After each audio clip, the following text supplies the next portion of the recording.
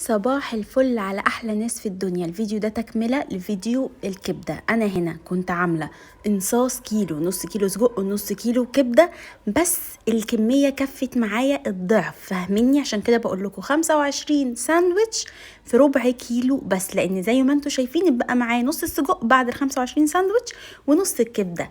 فتعالوا معانا نشوف وصفة السجق القمر بتاعي. ما كملتلكمش في فيديو الكبدة عشان ما اطولش عليكم. يلا بينا بقى ندخل على الوصفة على طول، وعشان خاطري لازم تجربوها، وهستنى رأيكم في الكومنتات. ما تنسوش، كانت معاكم اختكم هالة. ما تنسوش لو عجبكم الوصفة اشتراك القناة وتفعيل الجرس واللايك والشير.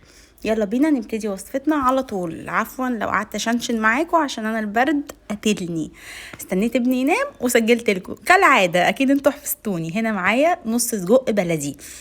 انت لازم يكون الجزار بتاعك بالذات في السجق مضمون، عشان بنتخمي فيه كتير.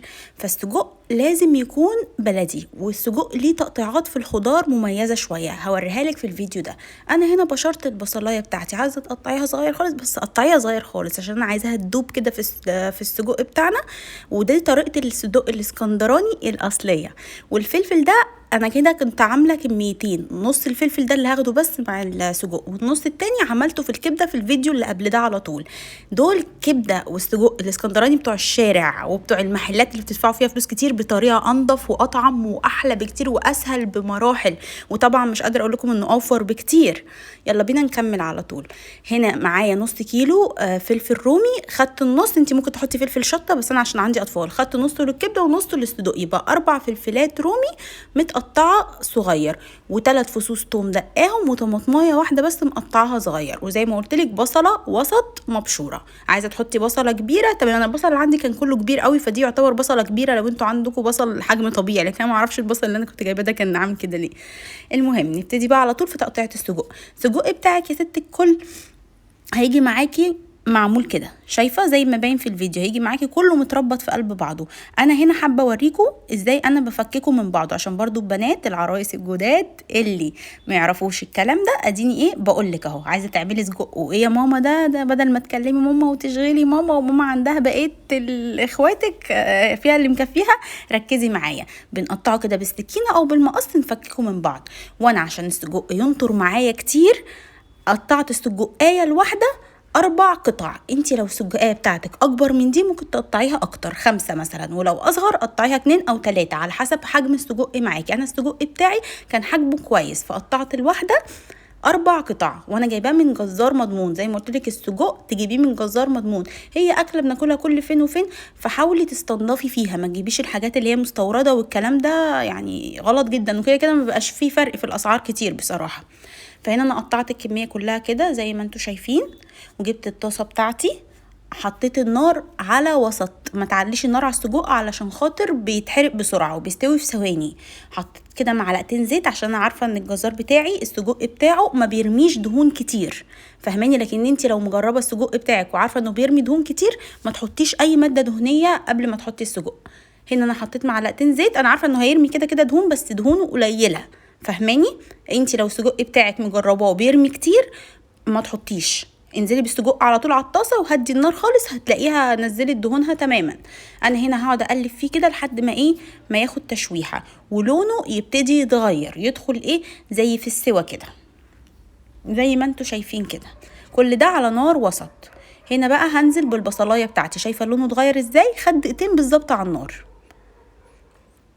اهم حاجه في نجاح اي وصفه تدريج نزول المكونات بتاعتك، زي ما قلتلك امتى تنزلي بالمكون ده وامتى تنزلي بالمكون ده، عشان كله يطلع السوى المظبوط للمكون. يعني مثلا البصلايه تطلع السوى المظبوط ليها، السجقايه تطلع السوى المظبوط ليها، الفلفلايه تطلع السوى المظبوط ليها، فهماني؟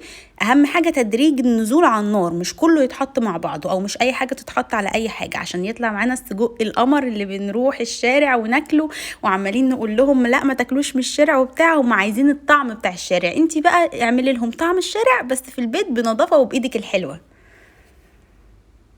طبعا نفسك كمان بقى مش قادرة اقولك، هيطلبوها منك كل يوم، ومش مكلفة بالنسبة ل25 ساندوتش سجق وكبدة ربع كيلو وربع كيلو، وبتعمليها كل فين وفين، فهي اكلة يعتبر في الزمن ده مش مكلفة. هنا نزلت ب3 فصوص الثوم، دقيقتين بالظبط قلبت البصلة مع السجق، بالظبط خدوا دقيقتين. البصلايه دبلت، انا مش هينفع البصله معايا تتحرق، انا كل حاجتي ما ينفعش تتحرق، كل حاجه على نار متوسطه. اول ما تدبل البصله هنزل ب3 فصوص الثوم اللي انا كنت دقاهم قبل كده. برضو التومه بتاعتي ما ينفعش تتحرق، فانا هقلب فيها، هقعد كده اقلب فيها. انا بوريكم كل التفاصيل عشان يطلع معاكم هو الصدق بتاع الاسكندراني الاصلي، بتاع المحلات اللي بندفع فيه فلوس قد كده، او بتاع الشارع اللي مش عارفين مصدره ايه وبيطلع طعمه لذيذ عشان بيعملوه بالطريقه دي. انت عايزه تحطي فلفل الوان يا ست الكل حطي، بس انا ما كانش عندي بصراحه فلفل الوان. وعايزه تحطي فلفل حراق يا سلام، بس انا طبعا عندي اطفال فهنضطر ناكله بره بقى، يعني ناخد الساندوتش ونمسك في ايدينا قرن الفلفل نقعد ناكل فيه. نزلت هنا بنص كمية الفلفل اللي معايا، كانوا 4 فلفلات رومي حلوين كده مقطعاهم مكعبات زي ما انتوا شايفين كده في الفيديو. ونزلت بعد التومه ما خدت تشويحه مع البصله ومع الصدق، نزلت عليهم بالفلفل، وحطيت رشه من الكزبره. خلي بالك الصدق بتاعك اصلا بيبقى متبل، فانت مش هتحتاجي تحطي اي حاجه، انا بس زودت كام رشه كده من عندي طعمهولي، رشه كزبره ورشه كمون ورشه ملح، يعني ربع معلقه كزبره على ربع معلقه كمون على ربع معلقه ملح، عشان برضو بيبقى مملح عشان ما يملحش منك.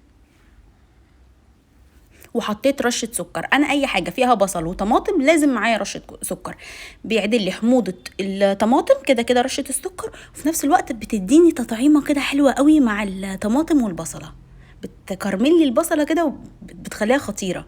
في الاخر خالص خالص خالص بعد ما قلبت الفلفل مع الكلام ده كله برضو دقيقه كده دقيقتين، هنزل بالطماطمايه وهقفل النار.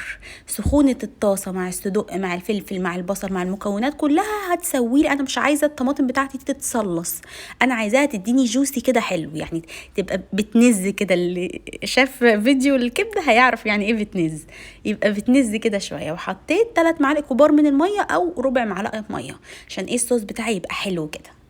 انتي ممكن تزودي زيت مكان الميه، بس انا كده كده السجق مليان دهون اصلا، فيعني مش مهما كان دهونه قليله برضو بيرمي دهون، فانا زودت ربع كوبايه ميه او 3 معالق كبار من الميه زي ما تحبي. هنا خلاص بقى انا كده قفلت عليه خالص، وهنزل عليه بالتركه الجباره دي اللي بتميز اي سجق عن التاني، عصره نص ليمونه. وادعيلي ادعيلي اعملي التركه دي بعد ما تقفلي عليه خالص النار، وادعيلي. انا هنا الليمونه كانت معصلجه معايا، اسيبها؟ لا طبعا انزلها كلها، هنزل نص الليمونه كلها، انا قتلت الليمونه في الموضوع ده. خطير خطير خطير، بيفرق جامد قوي في طعم الصدق والكبده عصره الليمونه الاخيره دي.